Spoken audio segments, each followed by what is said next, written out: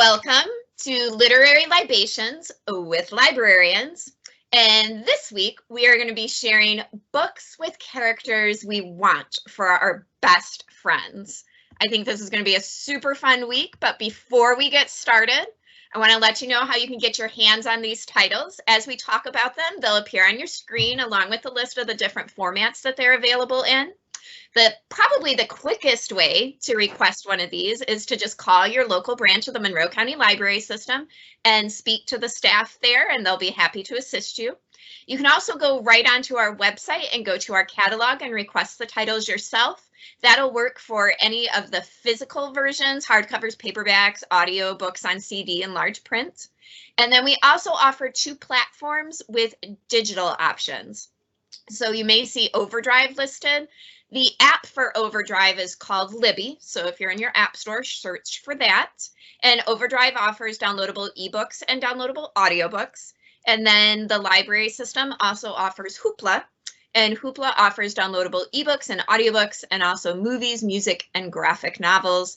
And the great thing with Hoopla is that there is never a wait. If you see a title on there, you can download it immediately. And I am Jennifer Graneski. I am the community librarian at the Dundee branch. And our introductory question for this week, since we're talking about best friends, is to describe your best friend from childhood. So my best friend from childhood was Natalie. She was amazing. She had strawberry blonde hair and was adorable. And we did all sorts of weird stuff together. We went to the same school and the same church. So we saw each other all the time. And one of the things in particular that I remember doing with her, and I'm sorry to my elementary school teachers, but at recess, we decided it would be super fun to put together some sort of performance piece with nursery rhymes and Cabbage Patch dolls.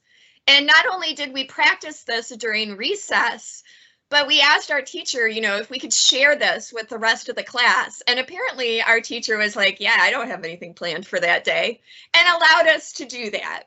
And I don't remember exactly what we did, but I remember carrying the Cabbage Patch dolls up and down the rows of seats. I don't know. It's kind of a vague, fuzzy memory. Natalie might be able to add to that. Natalie and I are still good friends. We don't only get to see each other maybe once or twice a year, but we stay in touch. So that's my childhood best friend memory. Also with us this week is Kristen Brown, who is a reference librarian at the Bedford branch. And tell us about your childhood best friend, Kristen. So my childhood best friend was actually our neighbor. She was a little bit younger than me, so we didn't have any classes together, but I was pretty much over her house all the time. I called her parents mom and dad. Her siblings were like my siblings. So shout out Jenna. I haven't talked to her in a while because, life happens. We both have families of our own now. But, oh yeah, we used to just, from morning to night, we'd just be out. Her family had a garden, so we'd always be in the garden, riding bikes, walking down to her grandma's house. Everything. We just spent so much time together. I have one specific memory of us making strawberry smoothies. Her family would grow strawberries and then they'd put them in the freezer bags. And instead of using a blender, we would just kind of be out in the sun and chipping away at the strawberries. I have very vivid memories of us spending time doing that, just trying to crush the strawberries up. But so I'm sure your parents were like, here's a thing to do that will keep you busy. Yeah. Go do this. We would have fake TV shows that we would do, cooking shows. We would pretend to do cooking shows, everything. Yep. Nice. Thanks, Kristen. Also with us this week is Kelly Beister, who is the branch technician at the South Rockwood Branch Library. And tell us about your childhood best friend. So my childhood best friend shares the same name as me. Her name is Kelly, and we met in third grade. She was new to the school, and those of you who know me know that I'm pretty outgoing. So I just walked up to her at the playground and I was like, hey, you want to be my friend? Here's the cool kids. Here's the kids that like to play sports. Here's where we eat. And from there, we've been best friends. We're coming up on 28 years will be this year. So we've been friends for 28 years. Our kids are pretty close in age. Her oldest is 6 months younger than my oldest. So they're best friends. all of our dreams coming true. It's like everything we talked about, but I have a lot of really good memories with her, lots of funny memories. I don't think I should share any particular ones because they're extremely embarrassing for her, so I'll spare her those. But one that I will say that, you know, involves both of us. We went up north to my parents' cabin, and we had four-wheelers, and we thought we were super cool scooting around on them, and we got a little too crazy, and I flipped the four-wheeler. And we were like, oh my gosh, we're going to get in so much trouble, but we couldn't stop laughing. We almost peed our pants. So that's one of my favorite memories. Is we were all okay. I wasn't injured or anything, but trying to hide it from my parents that we flipped the four-wheelers. Do your parents know, or is this something like if they watch this, they're going to be like, if they know that one. Know about they that. probably do know, but they never let on, you know, like parents do, where it's like, oh yeah, I know, but I'm going to pretend like I don't, so that you think that you're getting away with something like that, you know? Yeah. I mean, there's lots of other things that they probably don't know that we did that I'm just, like I said, I'm just going to keep to myself. But her and I, like anything from my childhood, it involves her in some way. And she's the voice of reason, and I'm the spontaneous, like, oh no, we should just do it. It'll be fine. And she's like, should we though? I know, you guys really are the perfect partnership. Yin and yang. Kelly is also like my sister, so yeah, that's why I was like, you got an easy 28 one. years, like we're welded into each other's families. She has siblings that I consider my siblings. Her parents are like my second parents. My dad actually referred to her as his fourth daughter one time, and we were like, wait. There's something missing in there. Yeah, he was like, I mean my third. So like that has carried on now, and yeah, so she's part of the family. She goes on family trips with us still. Like she's my best friend. Aw, thank you, Kelly. And also with us this week is Stephanie Winterstein, who does youth services at the Ida and the Summerfield Petersburg branch, and currently for the entire system, because you can check her out on Zoom Storytime, no matter where you're at. So Stephanie, who was your childhood best friend? Well, like Kelly, my best friend's name was also named Stephanie, so we had the same name, which is kind of funny. Also, our birthdays were a day apart, so that was always fun. We would always spend like my birthday into her birthday, like we'd spend the night at each other's house, just so we could like share it all together.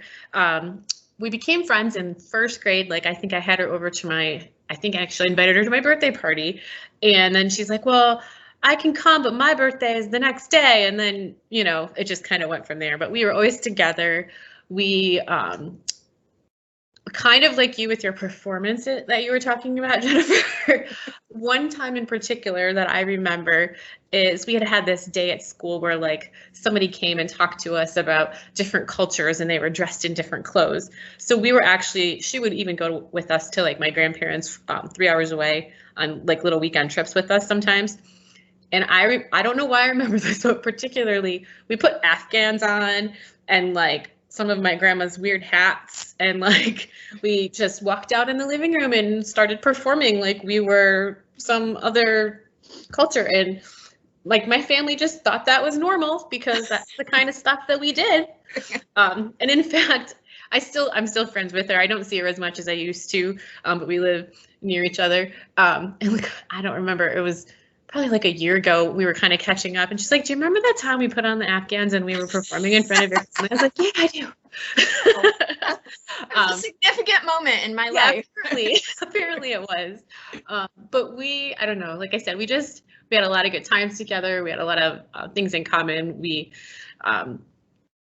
would also go on like bike ride adventures, and we would ride all over, which these days that is unheard of. Like I can't believe that either of our parents just let us take off on our bikes and come back 6 hours later. Yeah, it's fine. Yeah. So yeah, we just had a lot of good times, and she's definitely my best friend all through elementary school. So well, thank you, Stephanie. And to kick us off, sharing our books that have characters that we wish we could be best friends with, I'm going to let's have Kristen get us started. Let me unmute myself. All right, so the first book that I'm going to talk about is a 4-book series. It's the first book is called Stalking Jack the Ripper, and the whole series goes by that title. And it's based around who I would love to have as my best friend, Audrey Rose Wadsworth. And it's based in the late 1800s. And Audrey Rose is an aristocrat. She's a young girl. She's 17. And so, as we know, back then, young women had a lot of things that were expected of them. So you got married, you held parties, you were put out in society, you were expected to be quiet and quaint, and you kind of did what you were told. And Audrey is none of those things. So she's not interested in any of that stuff at all.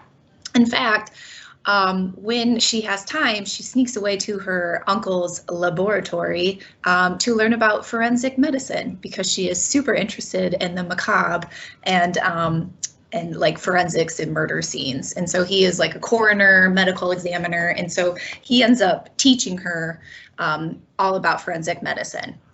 And so what I love about her and why I would want to be best friends with her is because she doesn't fit into the mold of what's expected of a woman.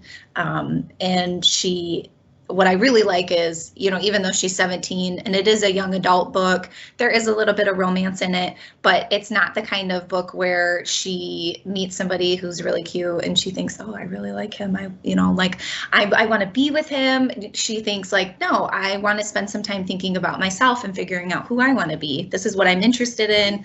It's not really what I should be doing, but I'm going to pursue that because I'm really passionate about it. And so I just really like where her morals are and her personality. So she also isn't amazingly confident in herself. Like, she doesn't think that everything's going to be amazing.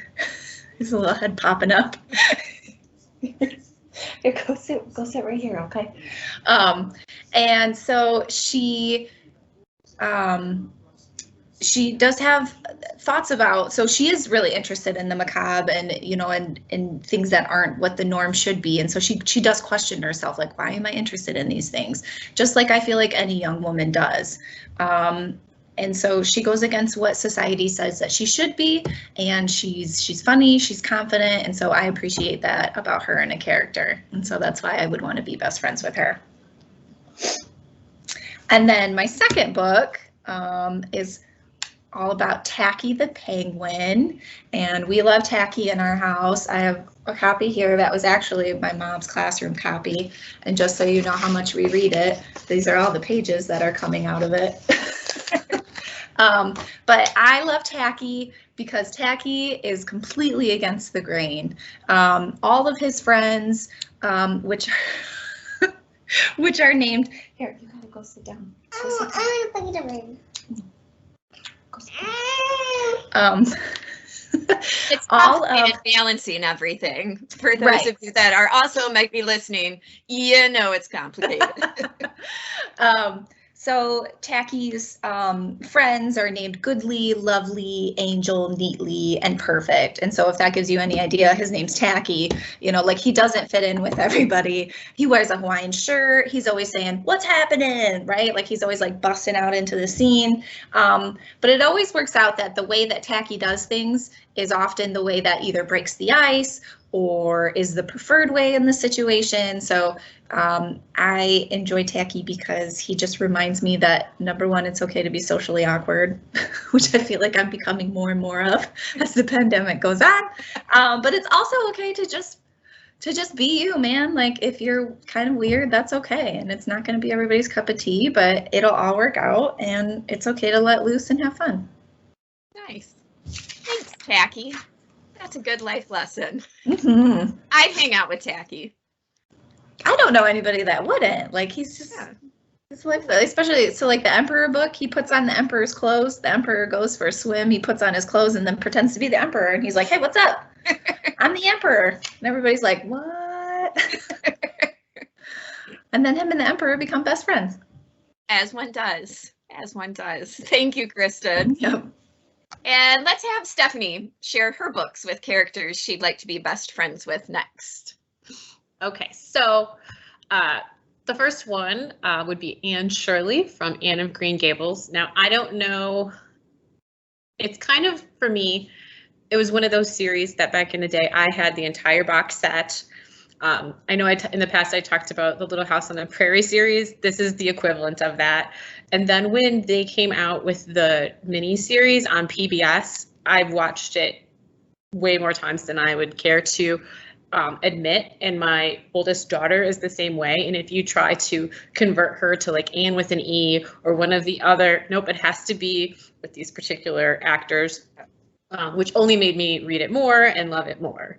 I know that sounds silly, but No, I think you and I were around, must be hitting the same ages around the same time, because yep, Megan follows Jonathan Crombie, Gilbert and Anne forever. Nobody else can be. Yes. Nope, and we agree in this house as well, at least the ones of us in this house that care. But anyway, Anne she would be an amazing best friend, first of all, because she always looks for people who need friends. How can I explain this the best way? She assumes the best in people until they give her a reason not to. When she was an orphan and she was adopted by a woman and her brother, and she knew instantly that Matthew, who is the brother, was her kindred spirit as soon as she saw him.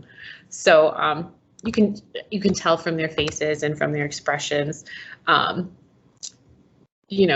that people are your kindred spirits. And she called her best friend her bosom friend, which basically means your kindred spirit who you can confide anything in, which I think is important in a friend. You can trust them, and when you need to talk, you have that. But she would always try to make things better.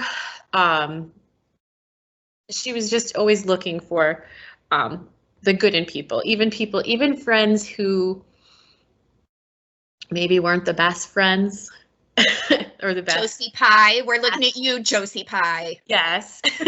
She would try to find, the best in them, even if she didn't always say it in the nicest way. In her heart, she knew that they were good people.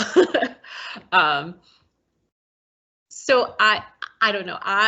Plus I think it would be really cool to grow up in Prince Edward Island in Canada. I think that would be a fun little place to explore and have adventures. So that's why I said I have a hard time differentiating the book from the movie, because in my mind I always see the movie because I'm picturing everything that was going on, which is a problem for me. But at least I can say I read the books first because the movie wasn't around right away. I don't know. I just think she would be a good friend, but she was always, like I said, she was always modest and always, looked for the best in people and gave them her best. So I think she would be a good best friend. Now, my other one is Winnie the Pooh. Winnie the Pooh and his little group of friends, I think, are the epitome of what friendship should be. There was always some good morals that came out of all the Winnie the Pooh stories. Accept your friends the way they are. There was Eeyore the donkey, who was a little down in dumps and depressed, but everyone loved him the way he was. He had a lot of flaws. Be there for your friends even if you're scared, because Piglet, he had a lot of fears and different insecurities, but he still helped his friends. You don't judge Winnie the Pooh and his friends, you don't judge your friends, you make sacrifices for your friends. And who wouldn't want to be friends with Winnie the Pooh, because he's a big bear that's snuggly and he's just mellow, and he eats honey and no one judges him for the amount of honey that he likes to eat. So I just feel like I could be that person, and if I wanted to eat a bunch of cookies, for example, nobody would be like, lay off those cookies. It's fine. I like my belly. It's good. But I just think there's a lot of good teachings that come out of those books. So I would like to be friends with Pooh and all his friends. And, they're a diverse group, so that is also nice. It's nice to see friends from different walks of life. So those are my two kind of different best I friends. love all the Pooh characters. Mm-hmm. And I just got to give a shout out there for Tigger. Yeah. Oh, Tigger came in, disrupted the whole 100-acre woods. They were trying to get rid of Tigger, couldn't get rid of Tigger. Yeah. No, they love him. Yes, I know. And they ended up loving him too. Yeah. It just took him a little bit of time. Yeah. Owl, who knows it all or thinks he does. Oh, Owl, and his ability to spell. So thank you, Stephanie. And Kelly, share with us the books with characters you'd like to be best friends with. So I'll start with one of my favorite picture book characters, Olivia. And I've talked about Olivia before. I really am obsessed with her Christmas story. That's like a must. But Olivia is amazing. She is energetic.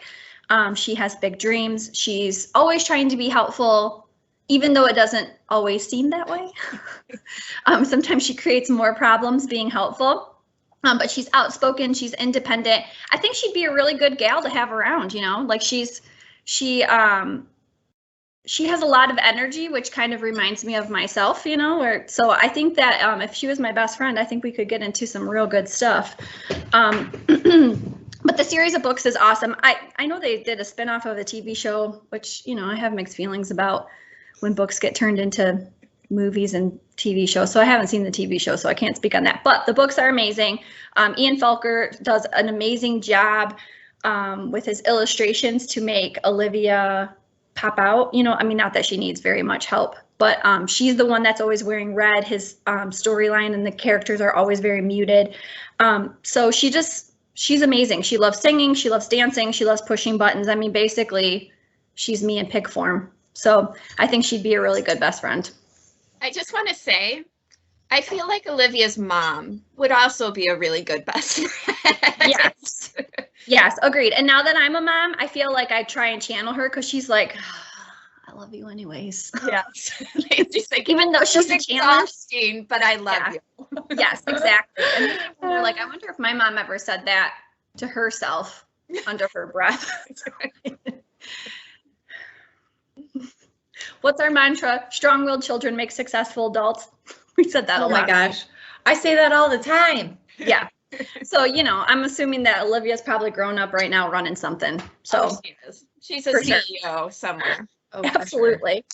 To stay on the picture book end, I'm just going to do a shout out to Piggy and Elephant. I had a really hard time, first of all, trying to pick who I wanted my best friends to be because there's so many great characters out there, but definitely Piggy and Elephant too. I mean, come on, their friendship is amazing. Gerald is always so understanding and, you know, he gets through some crazy things and Piggy's always there. Like, they're just both so supportive. They're adventurous, they're fun, and they're accepting of each other. And they're funny. I mean, who doesn't want a funny best friend? So definitely shout out to Piggy and Elephant as well. The next character, I just discovered this character in December. I read Field Notes on Love by Jennifer Smith for our Not So Young Adult Book Club.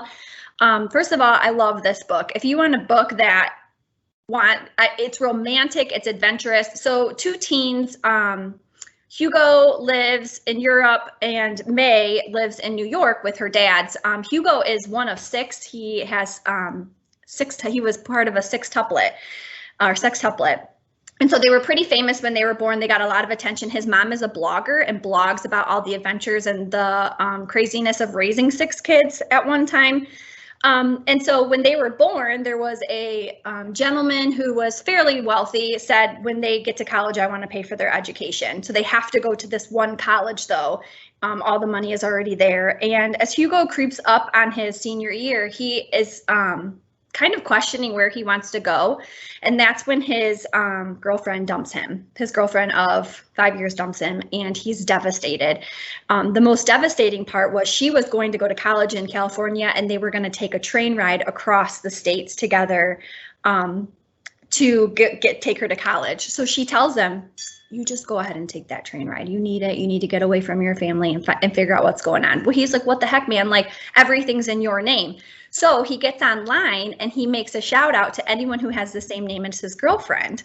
Her first name is May. I can't remember her last name, but he finds a couple people who have her same name. One of these people being May, who lives in North Carolina or New York. So May just gets rejected from her film school. She's trying to be an aspiring filmmaker. Her boyfriend at the time is really judgmental and is like, he's an actor and he's trying to find his way. And he's like, I think you just need to take some time. And she's just like beside herself. So she wants a fresh start. So she finds this ad that Hugo puts out and is like, hey, I'll do it. Well, Hugo's a little skeptical and he doesn't want to get murdered like, you do when you reach out to the interweb and just get random people. So he decides to take the 80-year-old May that sends in a inquiry from Florida. But, she's got bunion surgery, so this isn't going to work out. So he contacts May from New York. And, of course, they meet up and it starts out really well. They're both, hey, how's it going? You don't have to spend time with me. We'll go on our separate ways. But, being in close quarters, in a sleeping car, in a hotel, of course, they start to have a relationship. What I love about Hugo is he is so funny. Like, there's so much going on. He's kind of absent-minded at times. Like, he loses his wallet and his family's like, well, we knew that was going to happen. But he's kind of the one that keeps the sextuplets together. Like, he's the grounded one and the one that everyone goes to for advice. He's really supportive, especially with May. Just meeting May, he's kind of guiding her towards where she needs to go in order to make her dreams come true in the way that she should. So I love that about him, and I love how dependable he is and how he's trying to find his way and is open to new ideas. So I think he'd be an amazing, supportive, fun best friend, especially just like, hey, I'm going to go on this train ride by myself and I'm going to meet a new person. I'm down for that. So it's an awesome love story. It makes me want to get on a train and have a train trip and see all the romantic things with a romantic friend. Like, it's amazing. It's such a great book. I could totally see you doing that. Right? I know. That does sound really good. Mm-hmm. And having actually been on a train, like, I hope they had a really nice compartment, because I was on a train in Europe and there was 4 of us in one compartment and we were there. I don't remember how long, but it felt like too long. Like, I feel like I would not be good in that circumstance. It sounded like it was like a sleeper car for 2 people. So they had like bunk beds, I think. So it was more comfortable than probably, 4 people. Yeah. Well, that's good, because, I'm sitting here thinking about the practical things. If I'm going to do a cross-country train trip, like, I want to be comfortable. Exactly. That's what I need. Thank you, Callie. And I will go ahead and share mine. And my first one is When to Watch is the title of the book by Kate Stayman London. And this book features Bea Schumacher, who is fabulous and amazing in every way. Practically my exact opposite, which is why I feel like we could be best friends. So Bea is devastatingly stylish. She's on all the interweb social network stuff, the Twitters and the Instagrams and the things that I don't know anything about. And she's on all of those, and she does fashion and opinions on pop culture while she's on them. And she is also plus size, which sort of makes her unique in the fashion community, that she is out there looking amazing all the time. She also, and this is near and dear to my heart if you've happened to watch this, loves reality television, because we all know that's so good for you. Well, Bea loves reality television as well. And she makes a comment after watching one of her favorite shows, which in the book is called Main Squeeze, but is definitely a reference to the Bachelor, Bachelorette phenomenon. And she makes a comment that she would never get cast on those shows, no matter how amazing she is, because of her body. Because if you've watched those shows, they are all what you would call normative beauty. They're going to be small. The men are going to be muscly. There's a very precise standard that you have to be in. And so she makes this comment. Well, this comment takes off. And so everybody is now, Main Squeeze is terrible. You should cast Bea, cast Bea, cast Bea. So they do.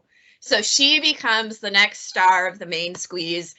And she's And she's wonderful because she's so human. I mean, not only is she fabulous and funny and witty and has strong opinions on things, but she also has things that scare her. And she gets into those in the book as well, where she doesn't always feel confident and she sometimes feels like she's faking it. And I think anybody can relate to that side. And so the story goes on, and I will say that it is a happy story. So if you just need something that's light and entertaining and fun, pick this one up. You can probably have it done in a couple of days. But if Bea would have me, I would hang out with her, probably quietly and awkwardly and non-fashionably in the background. But I would love being a part of her circle. My other choice is The Code of the Woosters.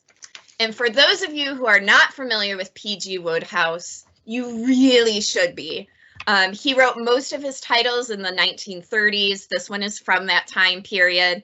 And most of them focus on Bertie Wooster, who is a gentleman in England, and a young gentleman who has literally no problems, real problems. These are all pretty silly, made up problems. He's wealthy. And Jeeves is his valet or his butler. And so anytime Bertie runs amok and gets into the soup, as they call it, because these books, because they're in the 30s, use a lot of 1930s slang, and that is contemporary slang for that time. So Bertie's always getting into the soup, and Jeeves is always, you know, plucking him out and saving him. I would want to be their best friends, one, because they have amazing British accents, two, because I probably over-identify them with the television series that came out based on these books. And in those, Hugh Laurie, I don't know if anybody else knows who Hugh Laurie is. He had that show where he played an American doctor, but he's actually British and he has a lovely British accent. But Hugh Laurie and Stephen Fry play Bertie and Jeeves in Wooster and Jeeves. So if you get a chance to watch that, I think it's on Prime. You should really go out and watch it. It's fabulous and funny. But in this particular title, Bertie has been asked by his Aunt Dahlia to go over to Totley Towers. I just love all the names, like Aunt Dahlia and Totley Towers. Just go over there, and what he needs to do is sneer at a cow creamer.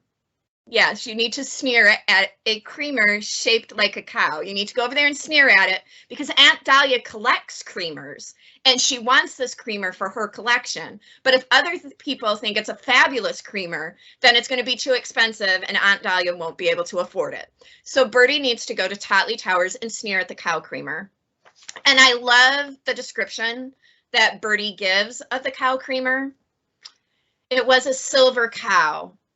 But when I say cow, don't go running away with the idea of some decent, self-respecting cudster, such as you may observe loading grass into itself in the nearest meadow. This was a sinister, leering, underworld sort of animal, the kind that would spit out of the side of its mouth for tuppence. I don't know what that means, but I love it, and I want to be around British men who are saying these things all the time. I just think it's fabulous. And the whole book is like that, and if you listen to them on audio, which are available, the entire series is available on Hoopla, it's even funnier because they're getting all the humor in there that I might otherwise miss. So once they're over at Totley Towers, poor Bertie is accosted by a couple of women who think that he'd be a lovely husband. Bertie has no interest in getting married. That is not on his list of things to do, probably ever. So he goes through that. He also ends up stealing a policeman's helmet. I don't remember why exactly, but then he has to try and get the helmet back to the policeman. It's all very over the top and very complicated and very wealthy British comedy. But I feel like I could be a lovely addition to Jeeves and Wooster's party. I'm not sure exactly where I'd fit in, but you know, I could be a maid. You know, I could do that. I'm here for it. So those are my two books with characters that I would want to be best friends with. So thank you to all of you for sharing this week. Thank you to those of you who listened. And next week, we are going to be sharing absolutely absorbing audiobooks because I'm here for the alliteration. So yes, next week we'll be talking about audiobooks. So thank you. We hope you have wonderful weeks. Bye.